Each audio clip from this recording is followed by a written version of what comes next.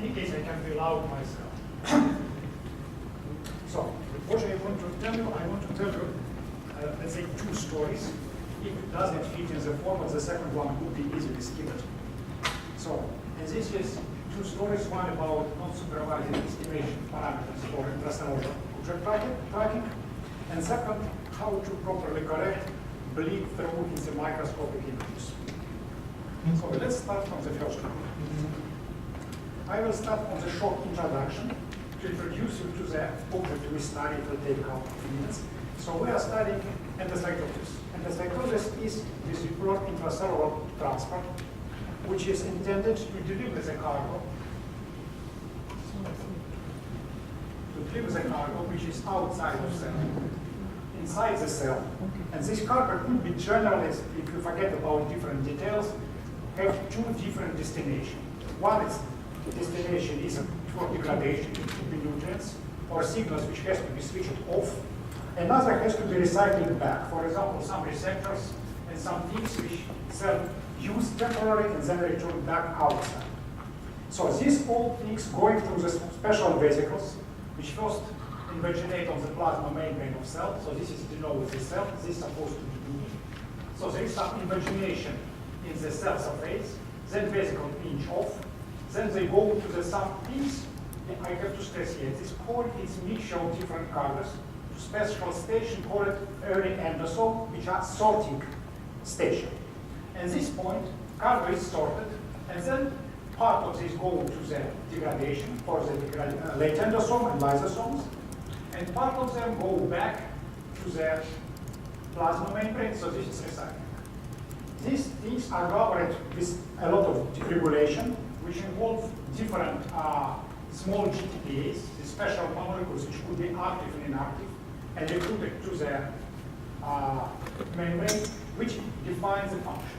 So here I will speak about the RAB5 because I use it for marker of examples which I will present here.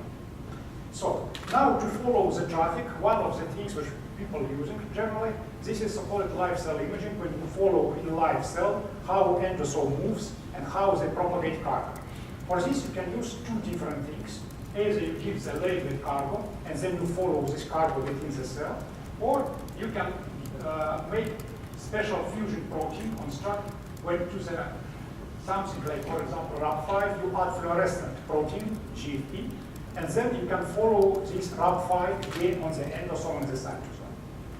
So after this short introduction, let's show you how these things look like. It's a little too bright, but something you see. So this is movement of endosomes. So these small dots, which you see here, these are endosomes, and they are moving beside the cells. So the small endosomes, you see sometimes almost stay in place and then jump, etc., etc. So this is precisely example of GFP RAB5. So what is problem and what is challenge here? First of all, this is relatively high dynamic range of endosome. On this particular image, it's not too high, but could be 2-3 orders. Then there is very high variability in morphology. They could be from roundish object. This is mostly because they're below the diffraction limit of microscope, or they can have any shape which you do. Then, because this is like a soap bubble, they could be movable, whichever. Then they are crowded. They can shift between two sequential frames faster than more than own size and even more than average distance between the two endosomes, which make tracking quite complicated. And there is no well-defined mechanical model which can explain how they move. So it means that if you have few previous steps, you can't predict what will be the next step. So motility is quite drastic. So what is the question here? Still, there are a set of algorithms. I can't say a lot, but there are algorithms which follow the endosome very well. And all of them have few crucial parameters. The crucial parameter is how you define how you define the endosomes within the cell. And second, how you define the fate of endosome. Because what's possible to be here, how we can do it.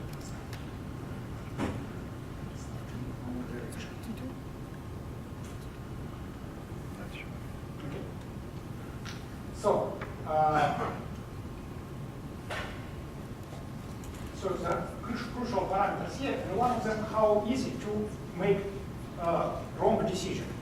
First of all, recognize something which is not endosome, like fluctuation of background, like endosome. And another possible wrong decision that you decide that endosome is still there and try to follow it, but in reality, endosome is not there anymore. In this case, both of them cause tracking algorithm make mistake. And what is essential, if you are running tracking algorithm in the crowded environment, it can cause avalanche of wrong decisions. So if you do first mistakes, then it can propagate, removing the others from the proper decision, and then you come to mess. So, first of all, how we look for endosome, and this is, you can do it, for example, here, by fitting, which allow to find out the endosome in relatively high dynamic range.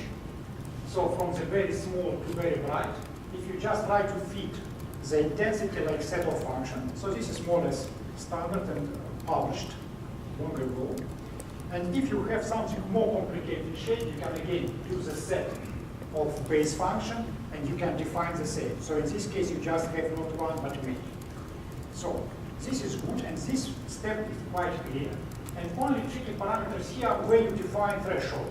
When you define that this is real endosome, and when you start to grab here and fit here, just fluctuation of the intensity in the background. And this is first question which we want to ask.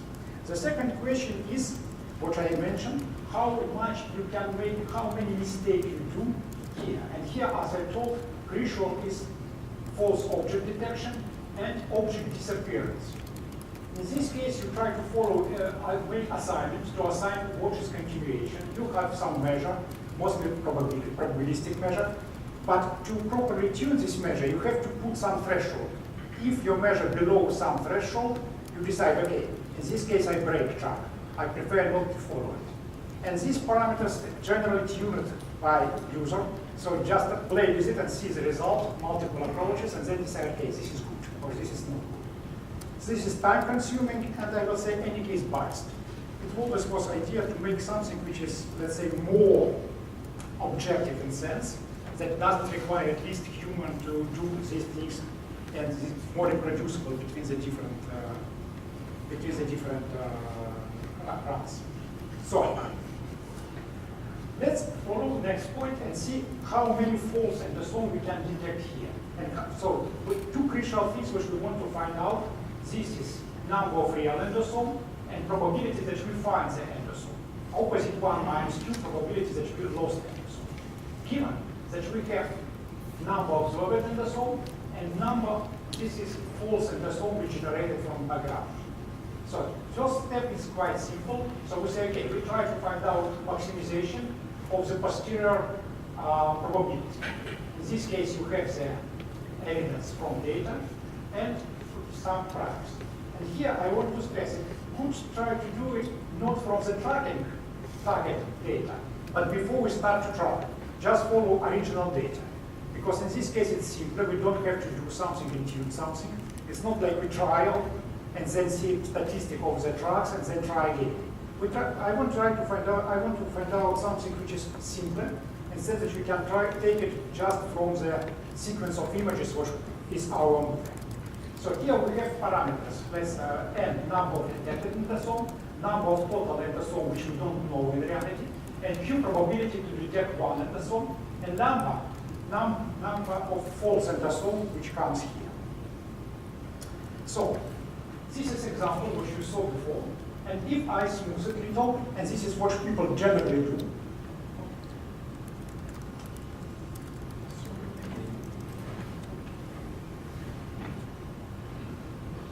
If I smooth it, so you see much more objects. Then question again, but this small team object, are they true or not? How we define? Could it be that this is just fluctuation of background? If you see background, of course it has some long wavelength fluctuation. Maybe you see that. So, how we can try to find out? For this, we try to find out probability that we see some fluctuation of background with size m, given b intensity of background, and a intensity of fluctuation, and then multiply that on area with intensity background b, and divide on m now size of putative endosome. This is simple. So next step, try to find out what is P, the probability. Of course, our image is Poisson image. At least we have good chance to think so. So in this case, fluctuation is have probability like this, and this we have to sum over the whole combination of intensity of individual pixels that in average give us intensity A, mean intensity A here. And of course, our algorithm will not take it if many of them will be below background. So we can put additional condition that every intensity is above background. So this is reasonable model, which we can take like false or fake endosomes from the background. So here there is one problem, and this problem is that we can rewrite it in a little different way, which is more look like entropy, but this is just rewriting of the Poisson distribution. And here there is one real problem. Problem is that if you have relatively big M, for example, tens, then to enumerate all combination, proper combination, becomes really exponentially prohibitive. You can't do it. So what I do in this case, I do simple. I say, okay, again from the same maximum entropy principle, we can say the most probable things if all pixels have the same intensity. This is most probable. So we can take it like central point and then go by sphere, expanding sphere around. For this, we just can go along the one line. We can ignore everything else. We go one line and multiply on every step on the radius of appropriate hypersphere. So you have n pixels, so you have n minus 1 dimensionality of hypersphere, and you just multiply with this hypersphere. So this is the lowest expression. So if I do like this, so which mistake is here? So you can see, in this case, blue line is honestly calculated things if you have n 4 pixels, background 10, and this is different intensities of fake endosome, and this you see the probability. And blue is line red is line which is offered by this approximation formula. So you see the difference between them about 30%, which is quite good for this kind of approximation, beside of very low intensity, but for the very low intensity, in any case, we will take. So we can take this. Then question is that for this estimation, we need intensity in counts, which is photons, which we detect. In reality, we have intensity in some intensity unit, which is very differently connected on different microscope setup. So simple way to find out these units is just draw in the time sequence for every pixel fluctuation of intensity and take for the every intensity bit the fluctuation with given intensity. In this case, you see that our fluctuation variance is almost linear with intensity, which again proves that this is Poisson image, and we find out the skew, which in reality how conversion coefficient, how many intensity units we get from the one fluctuating count. Interesting that in this particular case it's about 1,000. So this microscope was really pushed all in intensity. So second point is take background, and this is relatively simple again. So there is I will not follow this. So in this case. Was a lot of publication how to estimate background in the Poisson distribution. So it will look something okay, not visible like this. So then we take the distribution of background, put it in the formula, and we have distribution of number endosome like function. You see it's dependent on the size and intensity. In this case, it's clear that because our false counted endosome depended at least on two parameters, mean intensity and size. All other our calculation, for example, probability to find endosome, has to depend on the same two parameters. So then we go back again. So we want to maximize and find n and q which maximize posterior probability. That we are not care because it's independent on n and q. And in this particular case, it's normalization constant. It's not interesting. So we can put here expression, which is it? Taking into account that number of false could be up to the all detected, could be all detected false, or less than that. And if we put this, then the question is that we have to put prior for who and from n. And this is relatively simple. We can take time series for the full image, not divided on the different size and intensity of endosome, and see fluctuation. In this case, on total amount of image, your mean value is probability to detect by n, and variance, so the standard binomial thing. From this, you can find out some estimation for Q0 and N0. So the total number and what is detection. And if you try to do this for this particular, you find out that Q0 is not so good, about 0.62. It means for many endosomes, we really lose. So after we get this, again apply the same MaxEnt, we can generate prior, so we have estimation from mean value, and then little difference is that in the case of Q, because it's defined only on the interval 0, 1, formula is a little more complicated, but it doesn't matter, so we solve it. And then we put it, this is how the distribution for n is exponentially decaying, but for the Q in this case, it would look like growing probability. So, and then we put it in the original formula, maximize the relative Q for n and Q, and here I draw you distribution of Q, how it looks like for different size and intensity. And here we see something strange. Okay, in the middle part we see that it's about 0.6, 0.7, which one can expect from the mean value, it's okay. But something not which I did not expect originally, that we see fall of probability to detect on the relatively big and bright guys. Because this I thought, okay, big and bright guys we will detect almost for sure. So how this is happening? Let's return back to our images and look how they look like. So this is original image. So we zoom in this part. So this is object, and this I draw how the object are detected. And then see what happened with this object. So the big objects are unstable. They appear and disappear. And this is in reality the same things that we can not detect this object on the next slide. So this is specifically what we need for the tracking algorithm. Because it's not a problem, do we detect it physically? But problem that we will find out it on the next slide to continue our tracking. So from this I conclude that this approach working and give quite reasonable expectation which can be used on different tracking algorithms to tune them. So do you have another 5 minutes? Okay, so I think another story. It's a smart shot.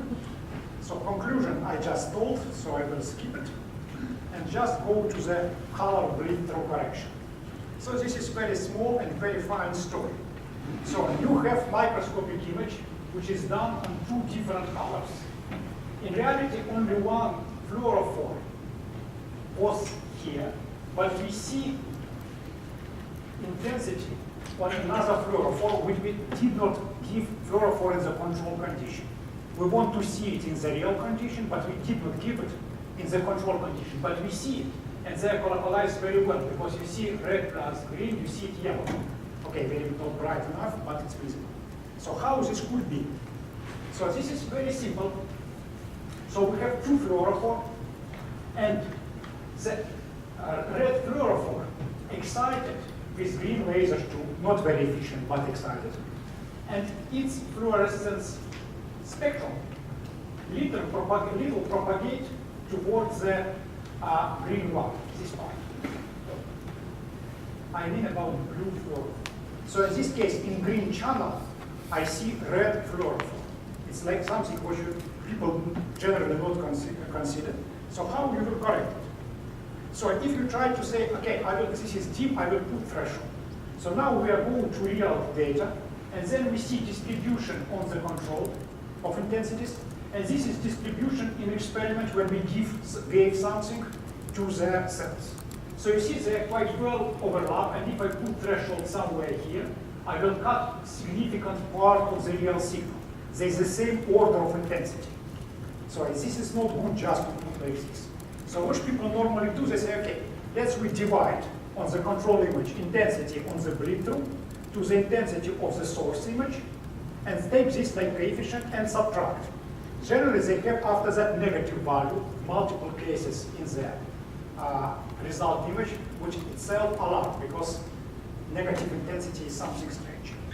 So if you just take and do this for different intensity, divide in the control when you have clear bleed-through, you find out that ratio behaves quite strange. On the high intensity is almost constant, but at low intensity it's growing. Something which you don't expect if you don't think about this, it's something strange. And because low intensity, majority of pixels, so if you just take average, it will be somewhere here. This is source of negative values on the end image. So why it's happened? So this is, if you take little mass, but generally because we have Poisson image. And the low intensity guys more skewed than high intensity guys. You divide low intensity on the high intensity more symmetric. If you take the distribution, you will find out that ratio will be specifically like we speak here, and this is theoretical curve, which we just fit to the, adjust to the data, into the data.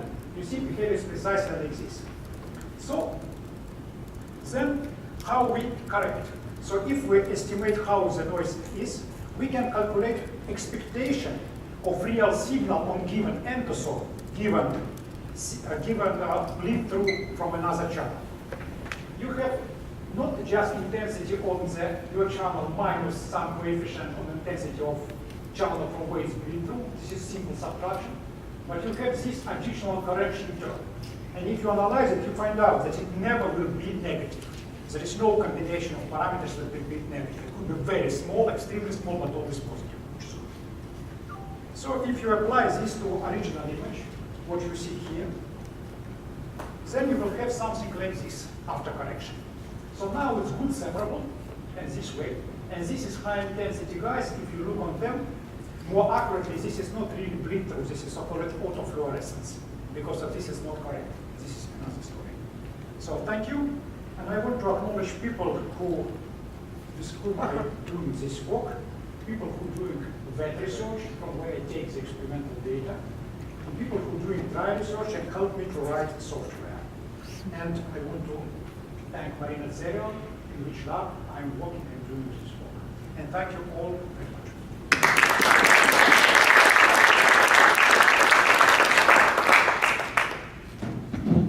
Thank you very much. Questions?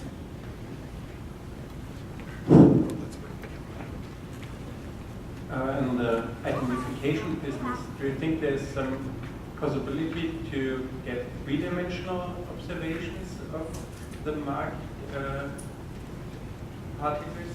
Because then you have much less overlap and you get an additional... In this particular case, you have no overlap in reality. I can show you how it's look like in 3D. It's not so often. It's real overlap. But to follow them in 3D at the current stage of microscopy, it's not doable. Because even here, we are too slow. In reality, the multiple events are faster than what we are doing, which we can image. If you start to do multiple slices, it will be even more slow, because you have to multiply on the number of slices plus return time for the stage. So it's really prohibitively slow for these kind of things. For the full cell, it's doing a lot of 3D.